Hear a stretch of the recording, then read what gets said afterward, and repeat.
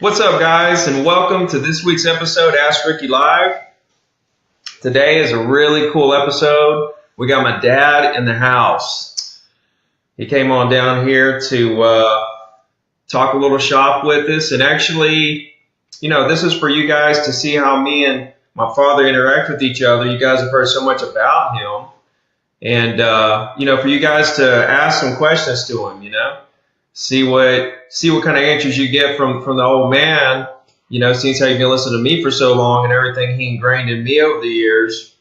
Now you get to see the other side of it. So let me give you guys a little bit of background. So I guess I'll just start when I was, maybe 7 or 8. Dad had me and my brother on a roof cleaning up job sites. I don't know. How old do you think I was when I started laying shingles? Oh, I don't know. 15, maybe? Yeah. 16? Yeah. By the time I had my learner's permit, I was laying shingles and metal. So, but up till then, sitting around watching Dad, work so hard every day to provide for his family. And then, that's just how I was brought up. Like, I don't know any other way other than to just go as hard as you can go to provide as good as you can provide. So anyway, we got, as a teenager, roofing houses, went through school, went to college. But here's the thing. Me and Dad have been through so much because he actually followed me. We followed each other around. Like, there was a point where we went to we went chasing storms, like doing tree work and roofing jobs and stuff like that. There was a time I went to college in Missouri. I came home, thought about going back. He came up there with me the second time. For a year. For about a year or so. And we did that. I got into real estate in 2002. Dad was still roofing. And let's see, Dad got in real estate in 2005. So it took me 3 years to get Dad into real estate. I actually got my license in 02. You got your license in 02? Yeah. You just didn't use it till 05? Anyway, it was a long haul. Yeah, he didn't start doing real estate till 05 because I remember we were, I was with Ono Professional Partners, and I just remember, like, Dad wanted to see me succeed and make sure it was something he could feel good about before he, committed, because he had roofed his whole life. That's all he ever knew, really, as far as a real career goes. So it was hard for him to give up something that he had, grown into for so long, So getting him into real estate was, it was really like one of the greatest major steps. Greatest feats of my life. When you've worked with your hands all your life, and at the end of the day you can turn around and look and see what you've done, versus in real estate you're planting seeds and fertilizing, and you got to wait till it comes up. It takes a while for you to see a payoff in real estate. It's hard for somebody that's worked and can visualize daily what you've achieved to live and believe in the fact that you're actually making money when you can't see your progress every day, which I had my whole life. That was my major, believing that you was actually accomplishing something by making phone calls, letters, whatever it is you're doing. That is a major hurdle for somebody that hasn't done that. Major. For me it was. So it was like hard for you to going from something where you get paid for every shingle you lay to go into not getting paid for every single thing you do. That's right, and never knowing when you will get paid, and how long does it take for you to settle in and say, okay, I'm good with it now. I can see to where I'm actually accomplishing something, even though I didn't lay X amount of shingles, finish a house or whatever it was, cut a tree down. I had a tree service too, versus just making phone calls, sending out letters, and and hoping it paid off in the end, which, as you know, it does. But believing, having faith is always a challenge for everybody. I got a guy that asked me, do you miss roofing? I do not. Well, I do not. Yes, I do. Yes, I do, because you get to go out and interact with people every day. Whether it's the people that works for you, the people you're working for, at the dump, at the shingle house, whatever. Yes, I do. I love the work. Period. I love life. A lot of people don't seem to, but I enjoy whatever I do. Period. But versus real estate, I'm crazy about my new life. It's taken me a long time to settle into it and enjoy it and embrace it for what it is. It's actually something that actually does pay. But it took me a long time. I always tell people the difference in roofing and real estate is roofing's mindless. You just get up there and you just put the shingle or the metal right on the line and screw it down. The water goes downhill, so you just make sure everything overlaps and everything's dry, and that's it. But real estate is such a mind drain. Like there's so many responsibilities and stress and worries, and it's a puzzle. It's a puzzle you got to keep putting together all day long. You put something under contract, then you've got to service it. What is servicing? Well, you got to get an inspection right off the bat. Right off the bat, you got to make sure all the papers are signed. You got to get an inspection. You got to work through that. You got to write addendums, blah blah blah, on and on. Work with the banks, work with the title companies, make sure everybody has signed the names correctly. Got all, then if you're representing a buyer, you've got to make sure he's actually corresponding with the bank in a timely manner instead of just killing time in between bringing them whatever it is that they need. Huge. That's huge. If they don't do that, they don't know they have to do that. They think, I'll get the bank my taxes 2 or 3 days from now, or when I get off Friday or whatever. That's not going to work, because before you know it, you're going to be needing an extension, and the seller does not have to sign that extension. That's another negotiable point. Guys, if you have any questions for me or Dad, just type it in below. This is a special moment for both of us to just be here sharing stuff with you guys, and a little bit about our story, a little bit about how we think, and it's just as fun. One thing I always tell everybody, there's 2 things that I really that I always tell everybody that you taught me. One was that you never quit a job, just add to it. That's it. Tell me about that.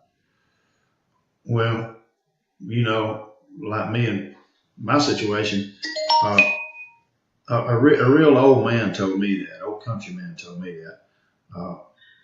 Herb Morrison, which has passed since. He's from Springville, Alabama, where we lived, and where I had Ricky down in school the first time there was a school before we moved down here 30 some odd years ago.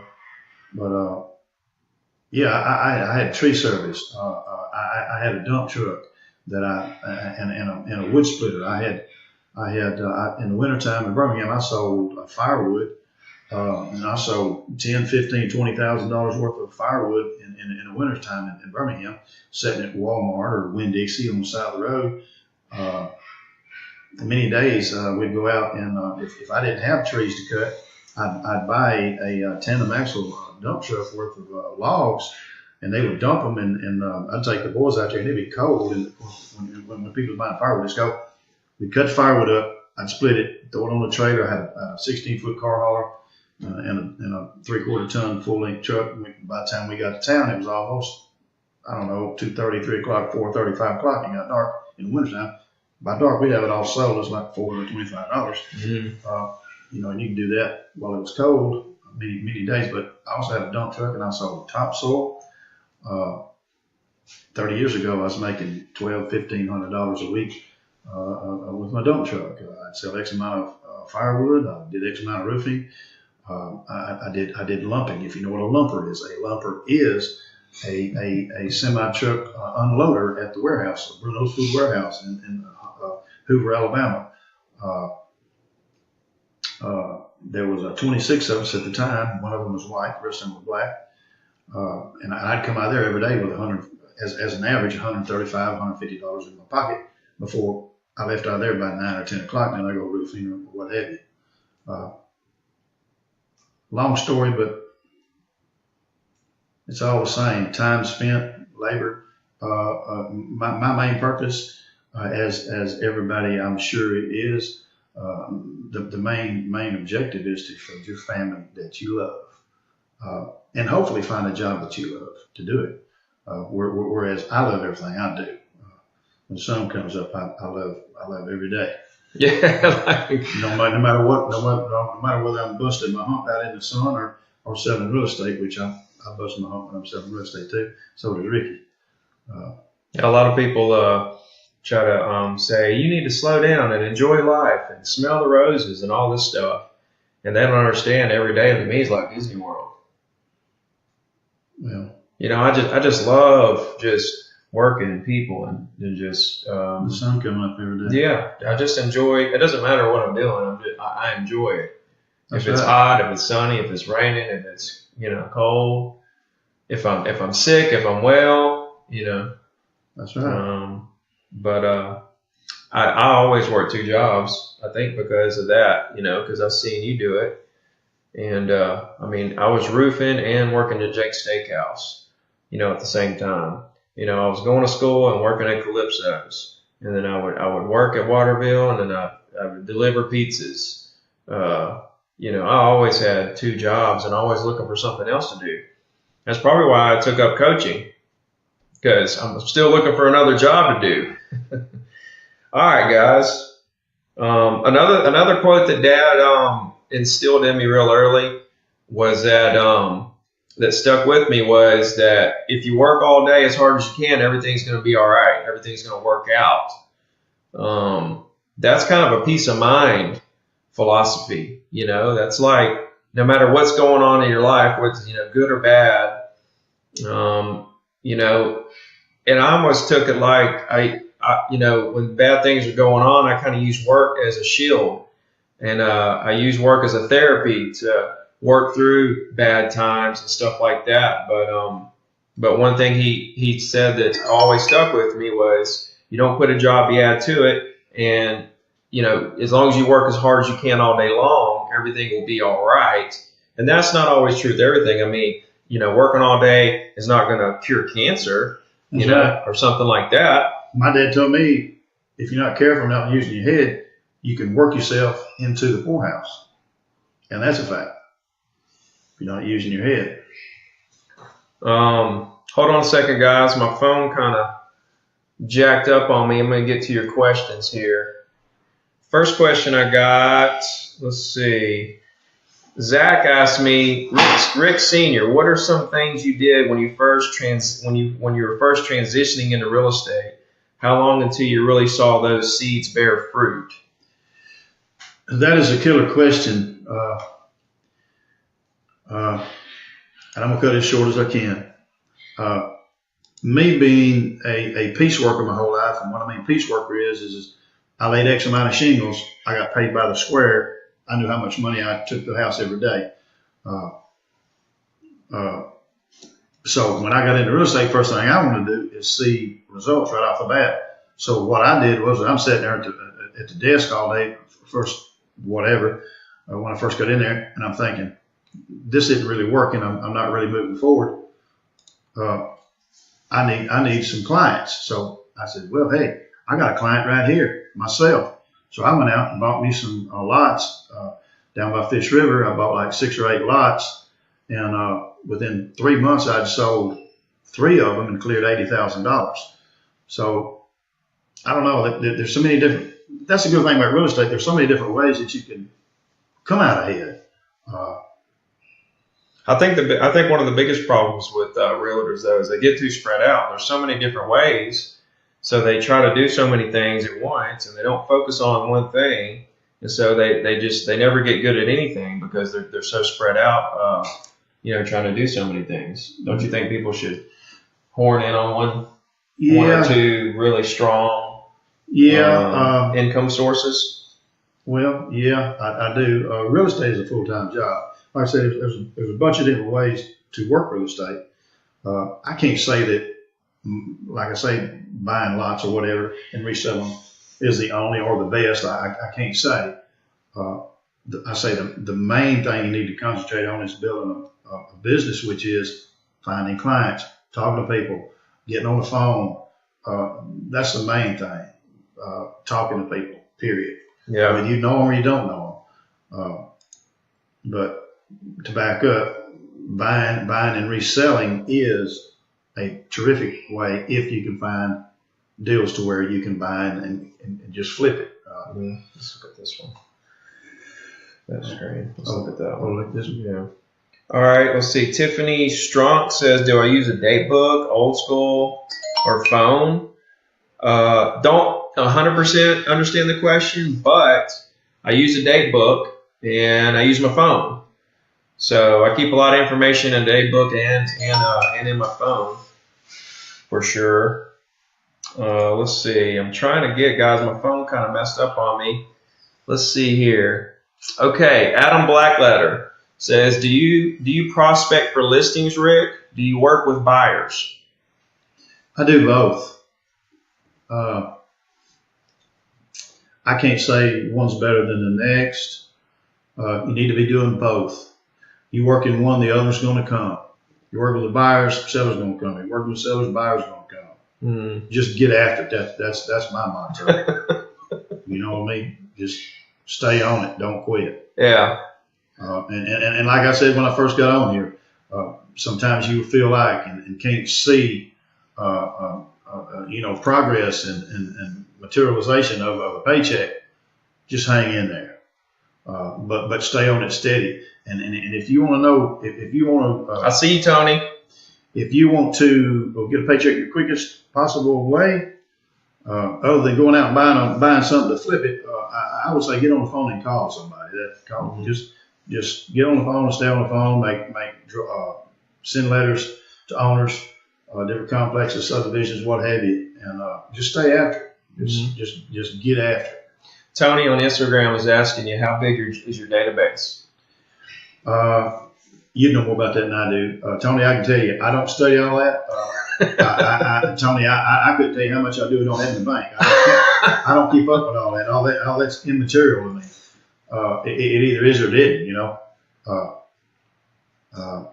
I don't know. But I tell you what you need to be doing, no matter what size it is, you need to be trying to get it bigger. Just call people. You need to be calling people and sending them letters and talking to them, trying to get more contacts, period, no matter what size it is. That's your main answer, Tom.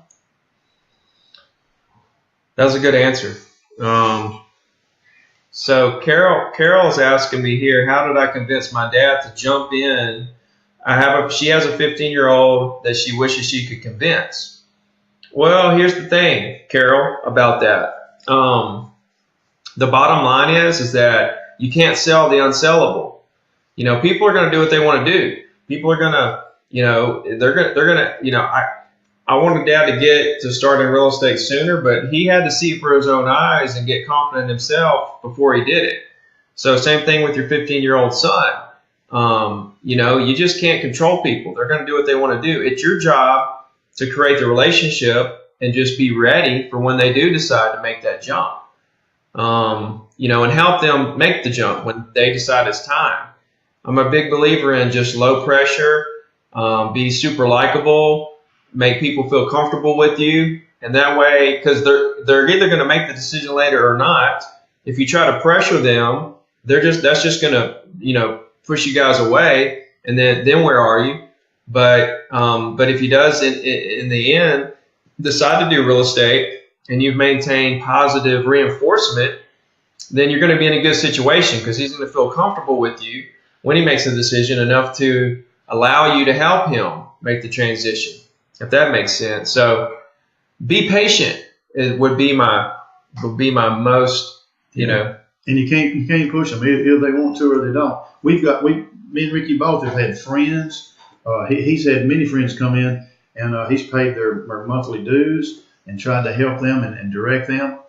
They just did not happen. They just were not interested enough to do what they needed to do to get started, or just didn't make it happen.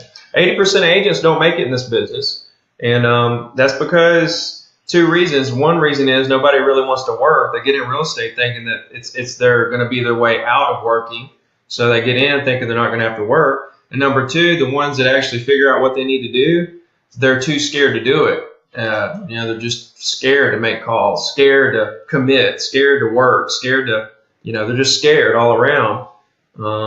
I would say there's no need to be scared. I was too. It's natural to be. That's not a bad thing. That's just natural. But the truth is we're here helping people. That's what you need to realize. When I first got in it, I was apprehensive of calling people enough, often enough, to get contracts and what have you done sometimes, because I felt like I was bugging them. That's not the truth. The truth is they'll be upset if you don't call them.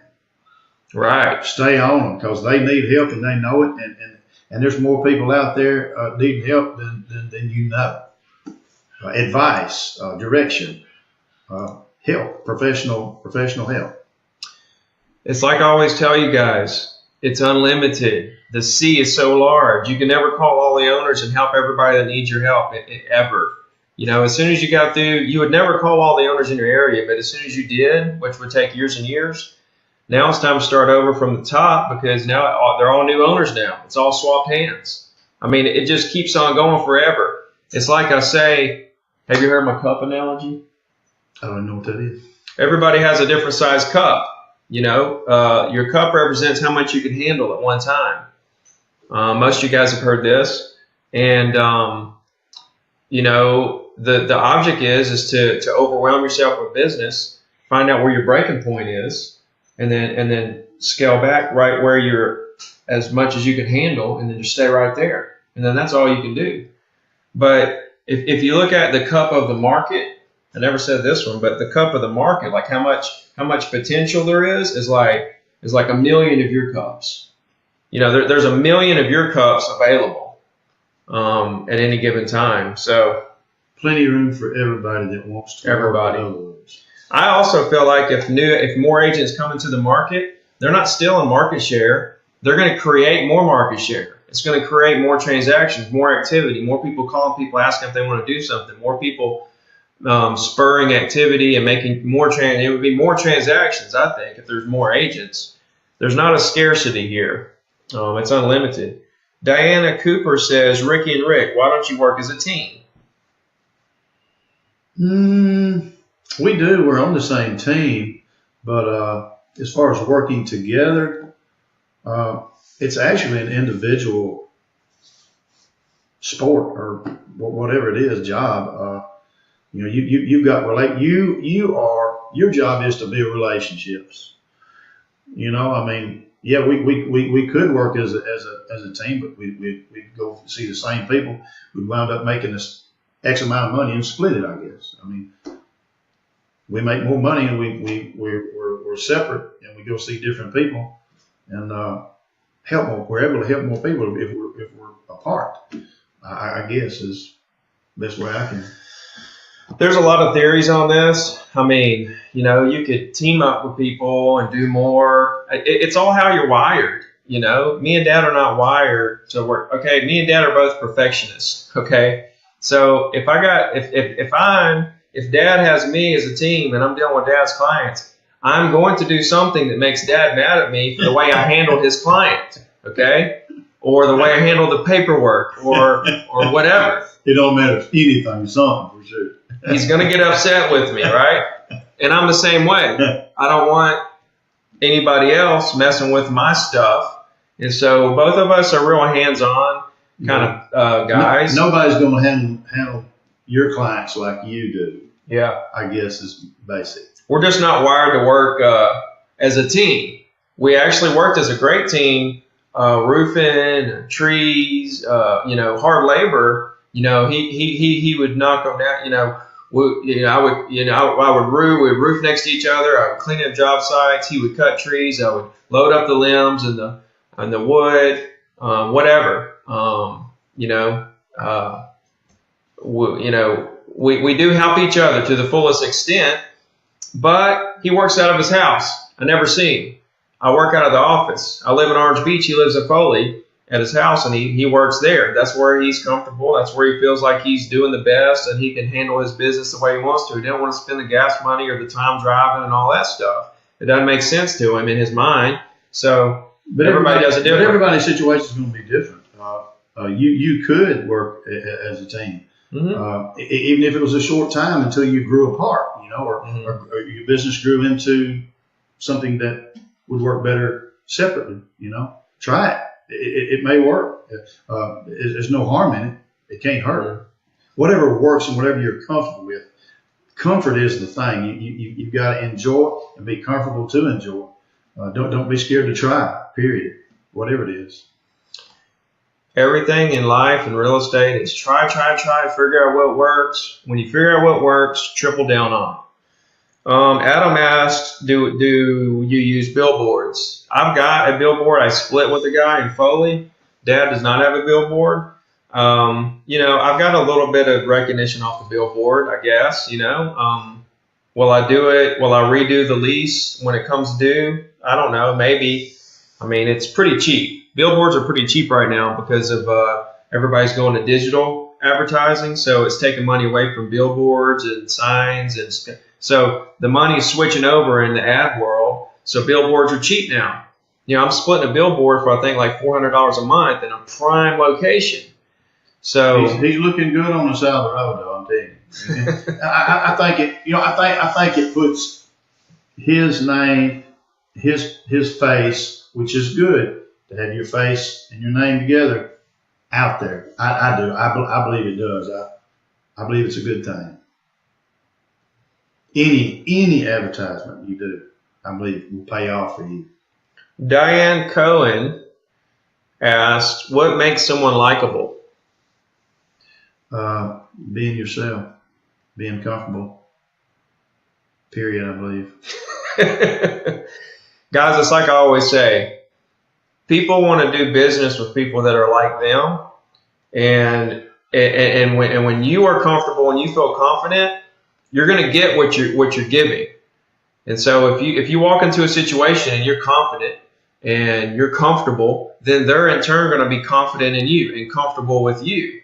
If you walk in nervous and you're scared, you're high-pitched voice, you're not relaxed, I'm sure they will be too. They're going to see that and they're going to notice it, and they're not going to be comfortable with you. And then they're not going to really like you. They might like you a little bit, but they're not going to like you enough to do business with you. That comes with time, and you can roll that back to making phone calls.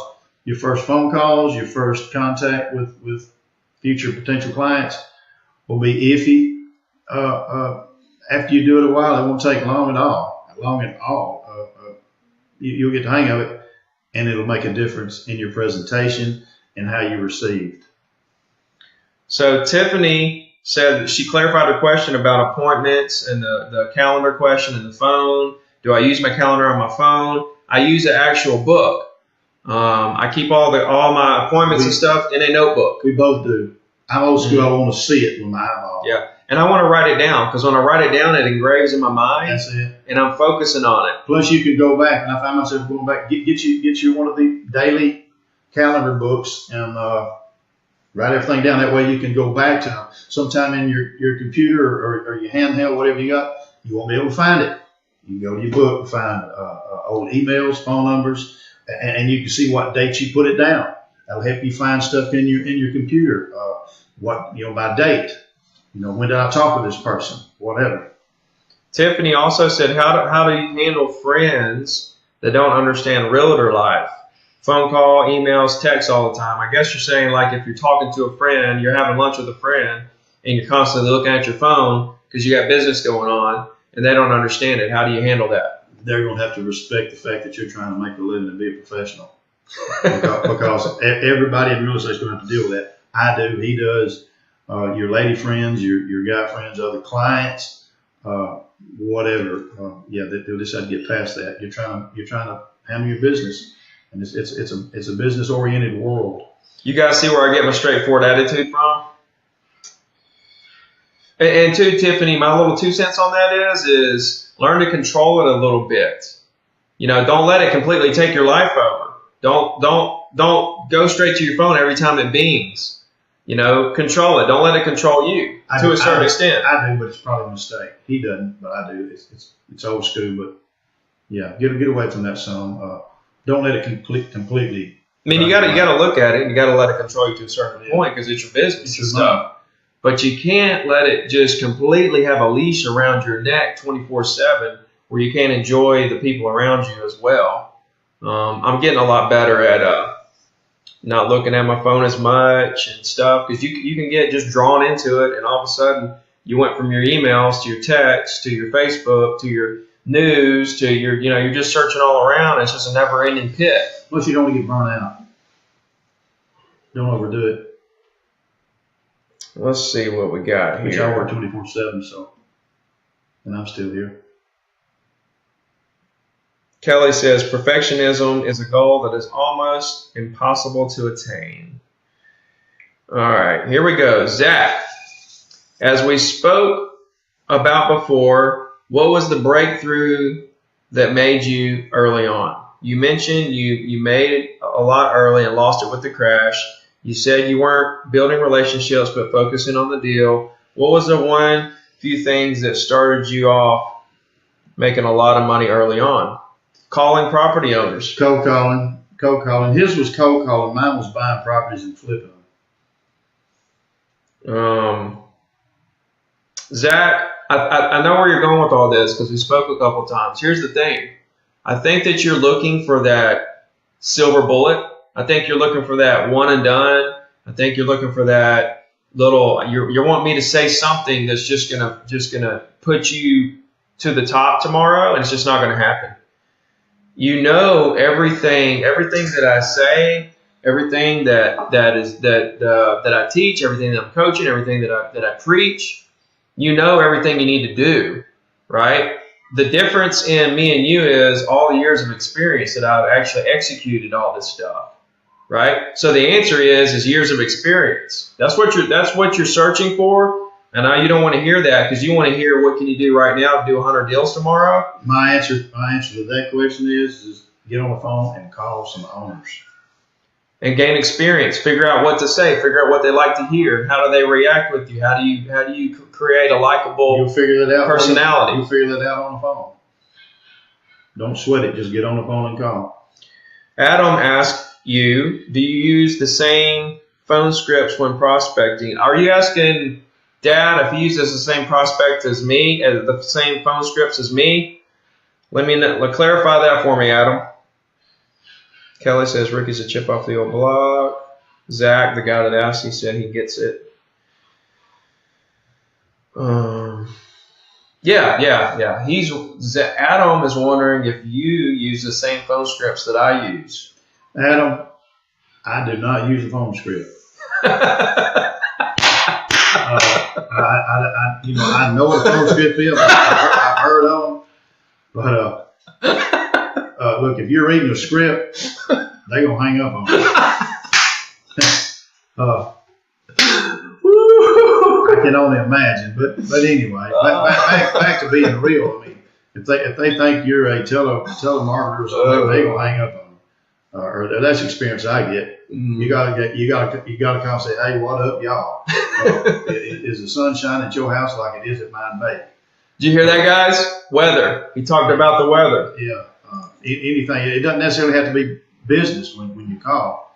How did the Braves do last night, or whatever? Or did you kill anything hunting this year? When's the last time you went fishing? When you coming down? When can I see you again? We'll go eat something and see a few properties. You hear what he's saying, guys? Build relationships. You think, well, golly, I can't have 15,000 relationships and I need that much to make money. No, you don't. You just build them and you build them and it'll come. Just try to talk to people and Try to be there for them. Believe me, they've got needs.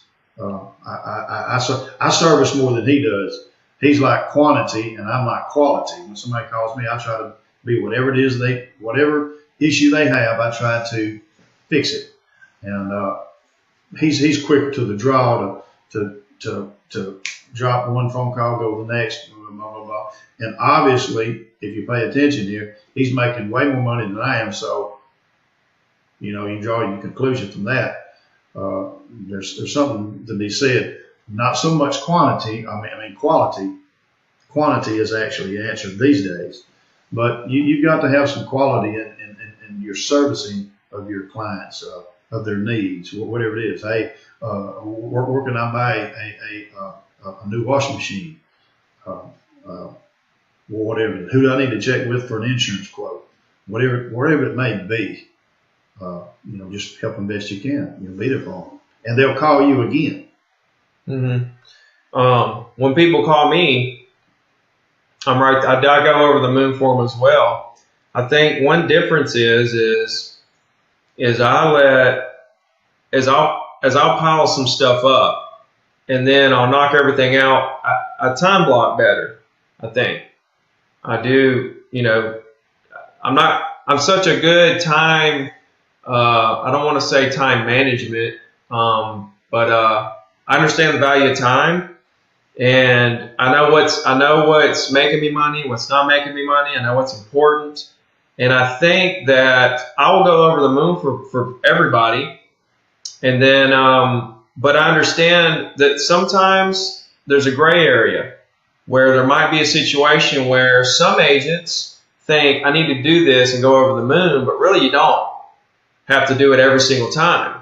You can go over the moon for them 3 out of 5 situations and get the same result. As long as the other 2 situations you stayed in contact with them and still made them feel special, but you didn't go over the moon for them, but you did those 3 out of 5 times, you're never going to forget it. And so I pick and choose my battles with my time to try to spread it out, because my deal is I want to spread my time out amongst so many people. I got to get to so many people, and I can't do that by going over the moon every situation, but I do it enough to make them feel super special. That's right. And me going over the moon most of the time hinders my income. So there it is. I know it, but I still do it. Let's see. Okay. You guys type in some more questions. This is getting fun. So I guess I'll just kind of pick up where I left off on my story while you guys are thinking of some more questions to ask. But so I got Dad in real estate, full time in 2005, right? Well, that's when the market started crashing. And so here comes Dad. He's excited, ready to get in the business and make it happen. He sees me making $200,000 a year back then, and then the market starts going down. And then the oil spill hits. But this is long before. See, the market started crashing, and Dad said, "You know what, Sean? This is always what happens to me. Everything I touch just goes to hell as soon as I get in there." So it went down. Well, I went back to roofing houses. Dad landed a job on an oil rig in Hattiesburg. After Ivan hit in 10. Yeah. 10. Yeah. I got a question here from Anthony. He says, "What do you guys think about door knocking? Have you ever door knocked?" I can't say I haven't, but probably just a hand. If I could count them on one hand, probably. Who's got time? You can do a whole lot better on the telephone. But look, don't be scared to do anything. Mm-hmm. Anything that involves connecting with people, talking to people. That is a great way to look. When you walk up there and knock on their door, they're going to recognize you're there to help them. So you can make some positive clients there. Billy Hale asks how many deals you do in a year. I don't know that. I don't keep up with that. I keep up with 0 stats. Period. 0. You know what I'm looking for? The next one. I'm not counting my money. I'm not counting my stats, and I'm not worried about what somebody else down at whatever broker you're with thinks about your stats and where you're at in the standings. Maybe I should, but that's not my major. My major is servicing my clients and finding the next one to service. Mm-hmm. Yeah, guys, I always do say, and my coaching students will tell you this, I never concentrate on my numbers, because if you do, you're just going to get caught up in your numbers. You're going to get, if you have a lot of money, you're going to start making excuses. Oh, I'm good for a while, so I can slack off. Or, if you don't have a lot of money, you're going to stress out, right? So you just can't look at it. You just got to move forward and do what I'm telling you to do. Don't quit a job, just add to it and work all day, every day, and everything's going to be all right. Period. That's all there is to it. It's very simple. Let's see. Adam says, do you do a weekly email blast? Yes, we do. Yes, we do. It's important. It's important. And that's another form of staying in contact with your current client list. Mm-hmm. Yes, you do. Very important. You don't have to give them a whole lot of major information. Give them a chicken pot pie recipe or whatever, and tell them what's going on in your immediate area. We got the rodeo coming, or whatever's up. Something, just tidbits. That's all. Just keep your name in front of your clients. Mm-hmm. Always stay in contact with them. Phones, emails, whatever. Go see them, whatever. Hey, Ronnie, I see you there, buddy. So, Dad gets a job on the oil rig, I think about 2006 or 7. He worked out there a year before he felt comfortable enough with the situation for me to come out. So he got me a job on the oil rig. So there we were again, working together on an oil rig. I worked the entire year of 07. So yeah, Dad started in 06 and it got me on, and I worked 07. I worked for a whole year out there. And then in 08, I got laid off finally and got back into real estate. And luckily enough, I had been dabbling into real estate and kind of got my foot back in the door. There were so many foreclosures, I started selling foreclosures to buyers. So, but anyway, Dad, he stayed in the oil rig for like another year after me, right? Right. Yeah. Until I got laid off a couple times, and then the oil spill hit. Well, no, I actually in March 16th of 2010, I came back to real estate. March 16th, 2010. Yeah, and then shortly thereafter, the oil spill hit, and here we go again. I just got into real estate. There we go again. You got off the oil rig, got back in real estate, boom, the oil spill hit. It's my fault the Transocean blew that rig up. So what we're talking about, guys, is the BP oil spill happened in our area. It was right in the Gulf, and we had that year our rental season was 0 because people were scared to come down here because they thought oil and poisons and chemicals was in the water. So they didn't come down here. Which we really didn't get any oil. We got some tar balls or what have you, but anyway, it hindered our business and our income for, I say, a year probably. I made more money that year, by the way. Made more money in 2010 than I did 2009 through the downturn of the market with the oil spill, because I took what I learned in the first crash and I applied it to the second little mini crash, the oil spill. And what it was is the relationship thing that we're trying to explain to you guys. It's not about the deal. It's about how can I help you. So I took that approach, and I even remember telling you when the oil spill was happening to just keep calling your clients and keep them informed of the oil spill and what's going on, and let's just keep on trying to help and just nurture relationships and keep moving forward. So that's when we decided to go to RE/MAX. Actually, what spurred it was I got my Florida license and I needed a Florida office to be in. So we were going to stay where we were and then also have a Florida office, a company I had my Florida license under. But, we said, that makes no sense. I'm going to advertise myself as this company in Alabama and this other company in Florida. Let's just go with a company that's Alabama and Florida licensed. So that's when we started exploring, and I always wanted to be at RE/MAX. I was just scared of the desk fee. But since I made more money in the downturn of the oil spill than I did the year before, my confidence was starting to build that I could actually create consistent closings through my new relationship-oriented business. And so late 2010 in September, we both moved to RE/MAX, 7 years ago. And the market, that was the bottom of our market. 2010 was the very bottom. And the market's done nothing but just get better and better ever since. So the rest is kind of history. We were the #1 team in Alabama in 2014. We just continue to grow and work hard and grind and try to help people and all that stuff. So, you got anything to add to that story? You covered it, man. So JD says, had to get on late, so someone might have asked, Mr. Carruth, you were Ricky's first coaching client? ? When did you give up on your other endeavors to do real estate? Having Ricky as your coach is great on our side. How about yours? You have a strong self-assurance about you, don't you think?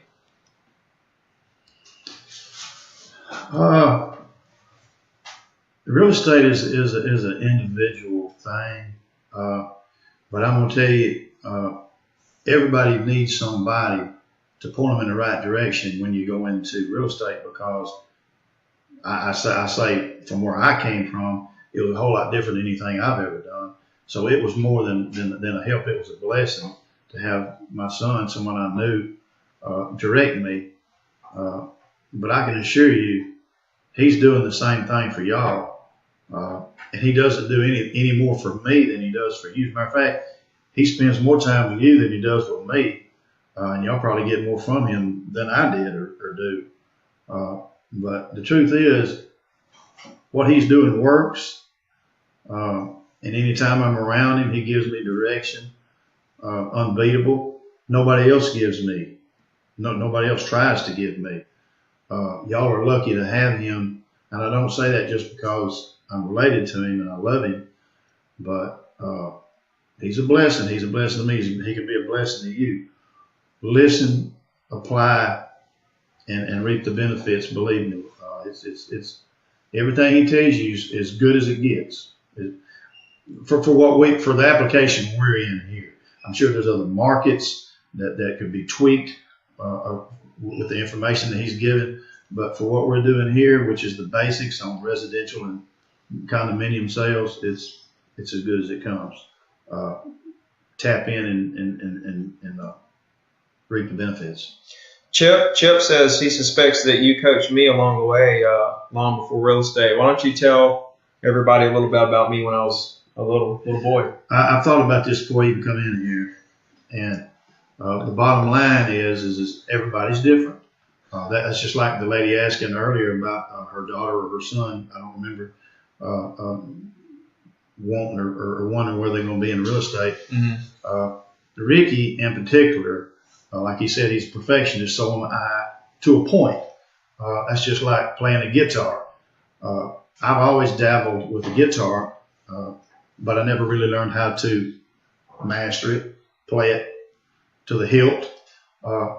He has. And here's your tip. Whatever it is you're doing in life, working, loving, fighting, whatever it is you're doing, you got to put your time in. And if you do, you'll get there. That's like the board surfing. Kite surfing. Kite surfing. First time you see somebody do it, you think, wow, he's magic, or he's been doing this since he was 3 years old. Not necessarily. He just applied himself enough and long enough until he got it. Ricky does that. I've got a point. I'm going to put the next amount of time, and I'm going to say, that's it, buddy. That's as far as I'm going. That's good enough for me. I'm going to go from here. He don't quit until he masters it. That's the difference between me and him. And I say that if you want to boil that down to one word, I say patience. Do you have enough patience to stick with whatever it is that you're going for long enough to actually get there? Mm-hmm. Patience and consistency is. You don't have to necessarily be the smartest, strongest, prettiest in the world to get there. You just have to be determined Mm-hmm. and put your time in. Let's see. Pettigay says, I completely agree. Ricky is changing my perspective on real estate and how to build my business for long term. There was all kinds of comments in here about Ricky's great and all that stuff. I just didn't. All right. Well, let's see. Guys, let me know if you have any questions. I was going to kind of make a little announcement on here and tell Daddy was going to be my best man at my wedding. He has no idea. No, I didn't. Yeah, I'm proud of that. Yeah, hallelujah. Thank you, buddy. What do you think about me getting married? Hey, marriage is great to me. I believe in love, periods. You know, it makes the world go around. It makes your day and your heart and your spirit. It's the greatest thing on earth. Look, there is nothing greater than. Yes, we got to have money to get there, but yeah, I'm proud of you. I'm glad. I'm happy for you. Adam says, Rick, he's asking you. He says, what keeps you going when you have plenty of money in the bank? I never know I have any money in the bank, Adam. and besides that, I've had plenty, and then not have any after that. So, you know, it's don't be fixated on the numbers, brother, because they come and they fleet foot out of here. Okay, they're gone. They're here. They're gone. I hope that's not going to make your day. I know you can't be happy without it. Believe me, I know. You have to have money, and that's why I work every day. But don't be fixated on a number. Number is not happy. It come and go. Look, just make sure you're after the next dollar. That's the answer. I think my answer, guys, and I actually had a call with Adam, coaching call the other day, so he knows what my answer is. But I thought about this long and hard while I was on the call of why I do what I do. Why do I keep going like this? I'm going to make way over $1 million this year. I'm losing money left and right coaching right now. I know it'll pay off one day, but I spend half my time on something I lose money on. Why am I doing what I'm doing as far as that's concerned? And why do I work so hard? Why do I work till midnight all night trying to figure out something to provide value to you guys and to my real estate clients at the same time? Why am I trying to, why do I have headaches? Because I'm thinking so hard about how I can better myself so that I can help more people. And I figured it out when I was talking to Adam. It's all about legacy. Once you get to the certain point where you realize how much money is enough for you to live on, okay, like for me, it's like $50,000 a year or $100,000 a year or somewhere in there, something like that. I mean, let's face it. After you pay taxes on $100,000, you got, and pay your real estate dues, you got $50,000 left over or something like that. That's $1,000 a week. So that's a lot for like the average person in the world. But that's somewhere, 50, 100,000. After that, what does it matter, right? Why am I going after millions? Why do I want all this money and everything? It doesn't matter. The money doesn't matter. I don't even look at the money. When I get to $1 million and $2 million and $3 million, it's you don't need it. So why go for it? And it's because I want legacy. I want, when I die, people to remember me, people to read my books, people to watch my videos and become inspired to be great. I want my kids, I'm going to do what I'm supposed to do when nobody's looking, because that's what I'm going to expect my kids to do. How can I expect my kids to do it if I'm not willing to do it? So it's just stuff like that. But at the end of the day, it's all about helping people and, relationships and what's your legacy, the money doesn't mean anything once you get to a certain point where you surpass what you need to actually live on. Let's see. Zach says, I love the bond you two have. Beautiful thing to see. Thank you both for doing this. A lot of people said congratulations and stuff. Jonathan Bennett from Gulf Shores says, what's Dad's volume? I'll let him answer that. Volume. I've been making 200,000 a year for the last 4 years.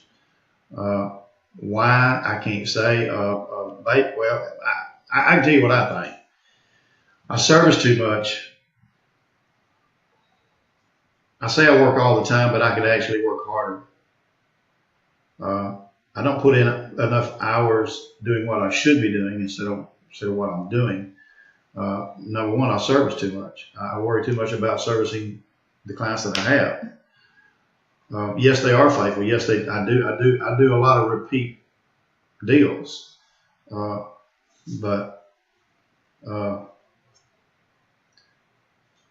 don't know. Check it out, guys. If you're just tuning into this and you haven't caught any of this amazing wisdom from Rick Sr., just watch the replay. Make sure to watch the replay because there's some good stuff that we've been chatting about today. Really good questions. Rob says, can't take the money and things to the grave. The Lord rewards those who will help. We're going to hang out with you guys for about another minute or two if we see some more questions. This has been so fun. I'm just super glad that I got to introduce my dad to you guys. So you get kind of an idea of why I think the way I think and why I work the way I do and why I do the things that I do. I think maybe this shedded a lot of light on maybe a lot of questions you guys have about, who I am and why I do the things I do. Got anything to add? Well, I don't really know. I know first timers just getting started is the question is what is my best way to draw my quickest paycheck? Mm-hmm. And without just elaborating too far, I would say get on the telephone and call people that owns properties. Whatever it is that you're trying to sell, whatever properties you're trying to farm. Farming means who you're trying to contact. Condo owners, single residence subdivisions. Pull them up in your tax records, find their addresses, write them a letter, try to go on Spokio or whatever it is that you're using to find your phone numbers. Try to call them and just introduce yourself. Don't try to sell them anything. Just introduce yourself. Try to get their email address to put in your database and put them on a slow drip, or slow drip being information about that specific subdivision they live in through your local MLS, multiple listing service, whatever it may be, on a regular basis to gain their confidence and future business. And that in fact will find you listings, buyers, sellers, immediate paychecks. One closing thought, unless we get another question. What do you think about internet leads? Because you just said for new agents to call property owners. But in today's world, there's so many internet leads. I'm not saying they are. I'm saying for me, they're a waste of time. I just don't make any money off internet leads. Everybody wants to see your internet lead. I have bought them before. I've spent good money on them. Me and Ricky teamed up and paid like $15,000 one year for a bunch of Trillia, Zillow, whatever. We got a few. As a matter of fact, that year we made we made what we paid. Okay, whatever we spent on advertising that year with those people, we made back in commissions. That's not where you want to be. It don't pay off for me in the market we're in. Maybe in yours, but for where we're at, I can't really tell you where I find my business. My business finds me. I make phone calls, and then my business finds me. Don't ask me how. I'm with a good company. I love Remax. If you're with a good name, a big name, people have confidence in you, whether they know who you are or not. Because obviously Remax had confidence in you, or you wouldn't be there with them. So they take that confidence and use you. I feel that happened to me and Ricky. Just as soon as we got a Remax, our income increased immediately. Bill's asking about what you think about Zillow leads. He just answered that. Bill, basically, we tried them, but Johnny's watching, Johnny Bice. But it was a waste of time for us. It was just chasing our tails around, spending money just to make the same money back. It just didn't work out for us for whatever reason. So not that it came for you. Now, but I truly believe that the highest quality prospects in any market is the property owners, because they are the buyers and the sellers. So to me, with as much failure in real estate that there is, why would you spend your time doing anything but what's the very best? Where your time is 100% best spent. And I just believe solely as property owners, they buy and sell. Single residence, unimproved land. Condos, whatever. Vic says, Ricky Sr. and Jr., how many properties did you sell your first year? He's in his first year. He's 20 years old, Sacramento. I know the first year I came back in 2010 when the oil spill hit. From March 17th till the end of the year, I made $35,000. The next year I made like 75, and the next year I made 100, and then 1.25, then 150, and then whatever. Why I'm stuck on 2, I don't know. I guess I love 2, but my first year in 2002, Vic, I sold I think it was 4 or 6 properties, something like that. I think it was maybe 6, but I made $20,000 my first year. But it took me 8 months to make my first sale. 8 long months before I sold my first property. Johnny Bice, what's up? He says epic. What's up, Johnny Bice? Let's see. Rob says Remax passes on leads to agents. I've had a lot of sales through those. Good job, man. I mean, I've got on those leads and I've followed up with them. And yeah, you can get deals out of them. I don't know that I ever have got a deal out of that. Remax leads. Oh yeah. I think I have done a few. As a rule, any lead that anybody gives me, waste of time. I hate to say that, They don't need me lying to anybody. Here's the thing, Rob, and everybody watching about internet leads. Yeah, you can make sales off internet leads. We're not saying the internet leads are a waste of time or bad or whatever. You can create a system around a business model around internet leads and do very well if you have a system in place to deal with the high volume of leads you got to get before you get to a deal, and you have like a team and all that stuff. Do yourself a favor though. Don't count on that. Go do something different. Call owners. Do yourself a favor. Here's the thing though. Hey, put them in your database. Stay in contact with them, but don't count on them to buy your next can of porky beans. I think when the market crashes, though, a lot of those leads will dry up, and then you're back to what are you going to do? You got to focus on the property owners.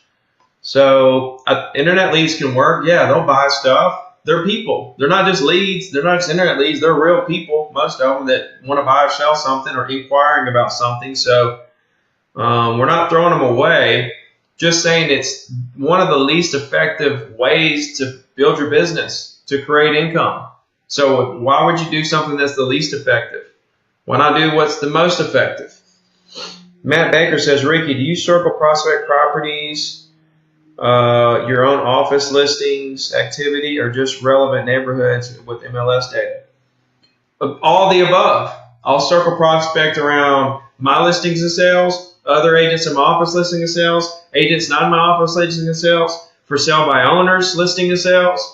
I'll circle prospect around the activity that I'm calling people with is just to give me a reason to call them. So really the market activity I'm calling about to let them know about really doesn't mean much in the whole scheme of things.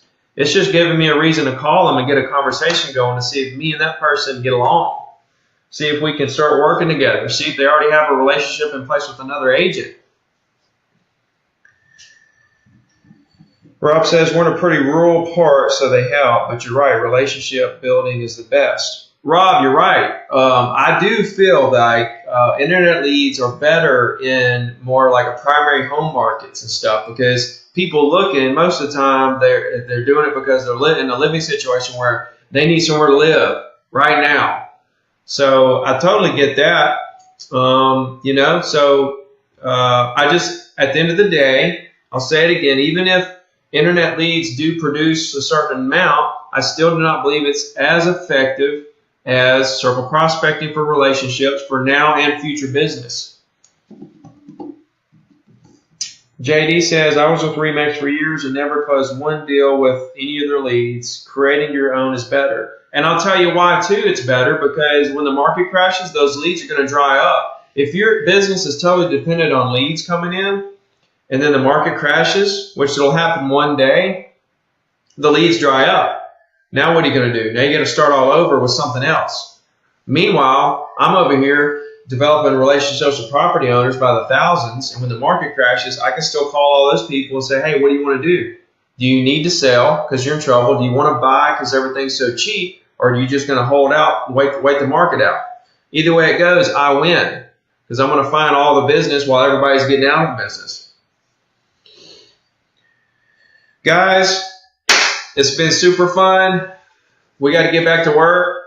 Appreciate everybody tuning in. All the awesome questions. Thank Dad for showing up and sharing some of his wisdom.